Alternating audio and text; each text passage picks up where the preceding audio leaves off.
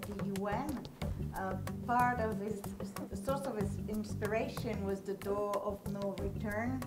And the name actually of the permanent memorial is the Ark of Return, and the idea is that from the door of no return, thanks to the commemoration and now we able to go back to where it was still was the permanent memorial allows this through the remembering to be able to heal from the past and to better embrace the future. I was just curious of your impression about meeting with him. He explained you how he built the and conceived the memorial. What do you have anything you want to share with us on that? So memorialization is a step, another step in the process of reconciliation. It is necessary to build memorials of as a place of remembrance. And the link between the door of no return and the ark of return. So is really the new step. Sometimes people talk about reparation. But the first step of the reparation is to consider what's happened between 16th until 19th as a part of the history of human beings. Not only the history of white people, or only the history of black people, it's just the history of human beings. And having this kind of exhibit, having this kind of memorial is something necessary. You know that the perpetrators use the entire entity of Africa, everywhere in Africa. So that's why the storytelling in Goree Island is exactly the same in Ouida. It's exactly the same also in Elmina in Ghana. So it's the same also in South Africa. So it is very necessary to replicate this kind of memorial everywhere in the world, just to remind the fragility of the liberties. My name is Kennedy. I'm from the 32nd floor. This is clearly an important discussion, especially for people of color trying to know where they came from and how slavery impacted them. I'm always surprised, or rather disappointed, after such a colorful discussion on how many slaves were taken away and why they were taken away, and in most cases were beast of burden for the merchants, or they were laborers, forced laborers to make money for the slave owners. But then there's this addition that says that Africans themselves contributed to slave trade. Africans themselves sold these people, they owned slaves. But there's never an explanation in Ghana, in Senegal, on how black people, Africans, use these slaves. Because you go to Africa, you don't see these fortified castles built by the black people for the black people. All we see all around Africa are built by the Portuguese, the French, who are benefiting from this trade, not the Africans themselves. So my question to the gentleman with the film, I haven't seen a film, how are the Africans always say that they were complicit, they owned slaves? How do they utilize these slaves? Because we know the story of the true slave owners in the new America, the new land, and even in Europe and in Asia, in the Arab countries. We know how the slaves were utilized. But then African continent, on the continent of Africa, that story is never clear. So maybe you want to shed some light on that. I mean, actually, it's not my film, but a film by yeah. So I don't know. I don't have a clear idea of how the slaves were were used on the continent, but I do know that the slavery did exist in Africa, and I think we still have examples in countries like Mauritania. But the film itself has, let's say, puts out something new, as I said, that people don't usually see, which is the implication of African people themselves. And I think let's say, the merit of this film is to have the courage to show this aspect of, the slave trade in Africa. And to end, I would like to, put a question to Mr. Coly.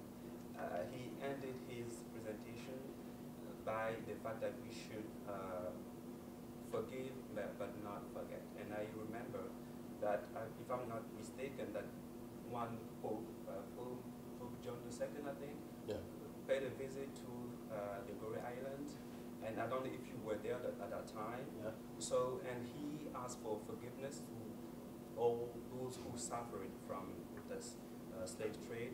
So, can you share with us your thoughts about this action of it?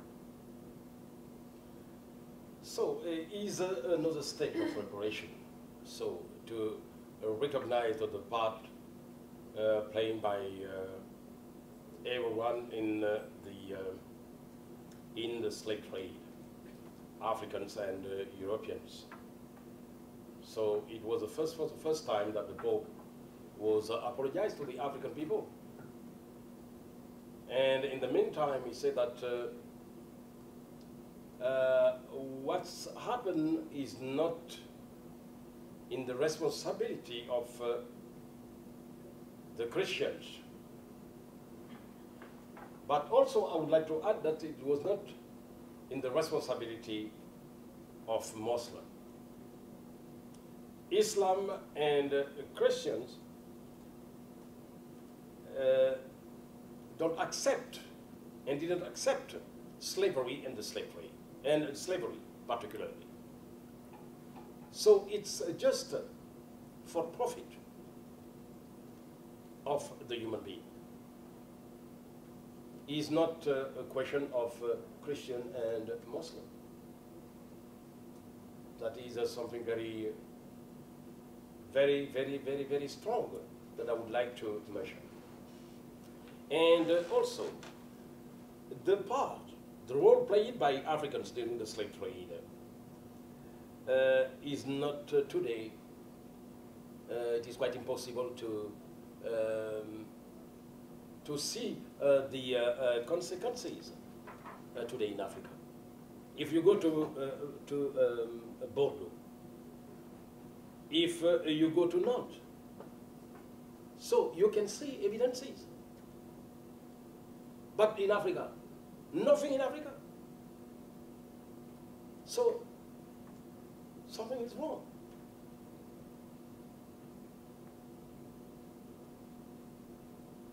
Now, how to consider that we know that Africans take a great place during the slave trade. But the slave trade was organized by the Europeans, not by Africans. It's something which need to be clarified. So that's why the role of UNESCO, the role of the UN, is very important. Anyone else? I was just, because you receive so many children and children that you inform about slavery. I myself have an 8-year-old son, and I try to explain what happened during this time, and he is completely flabbergasted. He just cannot understand how something like this could ever have happened in his reality. So I'm wondering, especially when you teach young children, when you welcome young children, sort of what is the message you give them, or what do you think is the best message to give to a young audience to understand and to also take something for their current lives with them? So the goal is to link what's happened during the period of slavery and the slave trade with what happened today. I'm talking about the new implications, the new form of slavery, which confront the discriminations. Discriminations because of skin color. Discrimination because of the gender. Discrimination because of poverty. And other form of discrimination. So what we do is to try to make the link, and we use simple examples around the life of day to day. That is important for the kids, not to stay in the period of slavery and the slave trade, but to have an excellent view, a new vision, and to know exactly how they can use this history today. It's really the goal. Not to separate again white people and blacks, Arabs and Africans, and no, it's not the goal of this process. You mentioned Brazil. Brazil, indeed, on Friday, we had a presentation by the ambassador of Brazil, Ambassador de Aguiar Patriota, who was the former Minister of Foreign Affairs of Brazil. And he told us that out of 200 million people living in Brazil, half of the population, 100 million, is of African descent. There is an awareness, obviously, in Brazil of the issue. There is a huge museum in São Paulo, which is actually dedicated to the legacy of what the people of African descent have brought to the Brazilian culture. And this is going to be one of the things that will be celebrated starting in 2015. I don't know if you are aware, but the General Assembly has declared the decade starting on 1 January 2015, the decade of people of African descent, which is going to recognize the contribution that people of African descent have made all over the world in the societies they live in. So I think it's also in that context that we will have the UN and the member states are going to invite people around the world, whether they are governments or civil society or all of the stakeholders, to really recognize that contribution and celebrate that contribution. So we look for, actually it's OHCHR, I think, that is going to be in the lead for the decade, but I think UNESCO and all of the partners are going to be working on this. There will be a program of activity that will be determined, and we are going to see the kickoff very soon. Any other questions, comments? I'm turning to our representatives from the mission of Senegal. Would you like to say anything? Just maybe to thank you for organizing this meeting. I think my name is Mr. Sila, the leader of Senegal. We really appreciate this occasion for us to discuss with Mr. Coly. I think all of us, I'm not telling just about maybe people from New York. If I say us, I think I'm talking about all the Senegalese people. Sometimes we lack of information about the Goree Island history. Really, I can tell you some stories of Senegalese people who don't really know about the history of slavery, not only in Senegal but in Africa. And I think that we are making maybe what someone else is calling the cultural diplomacy. And Mr. Eloi is, we appreciate his presence here, because it's not easy to have Mr. Eloi in this kind of event. He's very busy in Senegal and all around the world. And we were trying to organize his presence here in New York with the PPR and other partners concerning the memorial project. And we hope that all the engagement you take here with EPI and other partners can be successfully implemented here in New York, in Senegal, or in Paris. And I think that if we work very closely between the Senegalese mission and Mr. Eloi and you, I think that we can have, how can I say that, success about what we are here for today. And we are here today to remember about the slavery. It's a very, very important topic for Africa. And I appreciate this initiative. Thank you. Thank you so much, sir. We are honored to have you with us. I would like to maybe ask Mr. Coly if he has any last words. Just to say that, again, that I'm very, very, very interested and would like to thank all of you to give me the opportunity to share my small knowledge about this topic. I believe you are too modest. Thank you so much.